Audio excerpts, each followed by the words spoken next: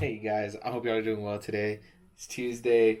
Um, Reminding you guys real quick, tonight at 6:30 we'll be doing our game night. So make sure you guys are available for that. I know that this is really late. We had a lot of stuff to do this morning.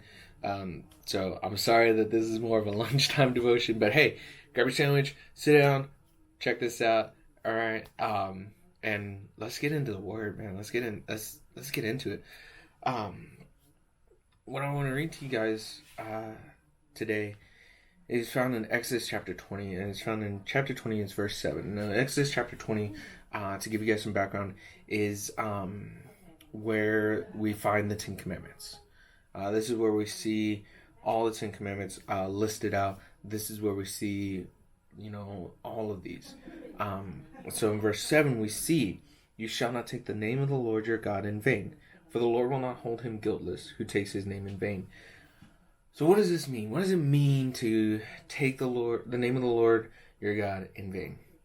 Well, we have the obvious ones. Okay, the obvious ones are what you've probably heard. Don't say "Oh my God." Don't use God's name as a curse word. Don't do all this. But let's think of this more in a further and deeper, broad sense. What it means to take the name of the Lord in vain. Now, the name of the Lord means love and caring and mercy and forgiveness and kindness. It means all these things.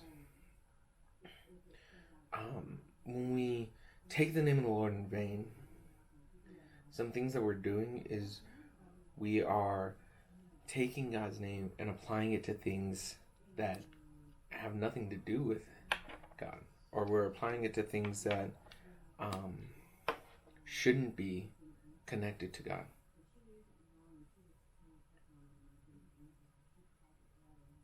"You shall not take the name of the Lord your God in vain, for the Lord will not hold him guiltless who takes his name in vain." This is Exodus chapter 20, verse 7. One of the biggest ways that I think that we take the Lord's name in vain is in our worship. We sing along to a lot of songs, and we don't get what they mean, or we don't think about the words that we're singing. We're singing along because everybody else is singing along, and we're supposed to, and the words are on the screen, so let's sing along. Let's think about the words and what they mean. For example, many of you guys probably heard the song "Oceans." You've probably sang the line, "Take me where my fear is without borders." You've sang that song because it's time for us to understand that singing these songs is more than just like good music and good words. When we sing these songs, we should be thinking about how we're praying to God in singing these songs. Are you going to really mean, "God, take me where my fear is without borders"? It's like the moment where Peter calls out to Jesus while Jesus is walking on water and says, "Lord, if it's you, tell me to come to you on the water." And Jesus says, "Come." And Peter had to put his money where his mouth was at that point. So, ways that we take the name of the Lord in vain are the obvious, using it as a curse word, "Oh my God," that type of stuff. But the more subtle ways are also ways that we take the name of the Lord in vain. The ways in we sing, "Lord, prepare me to be a sanctuary."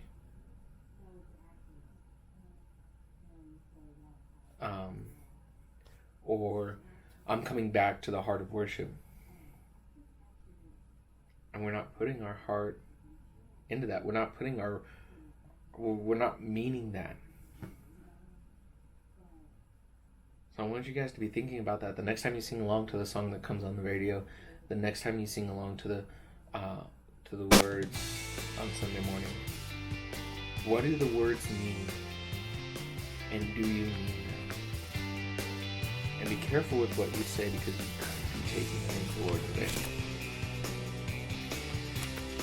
Just reminding you guys, tonight, 6:30, game night. Hope you guys can join us for that.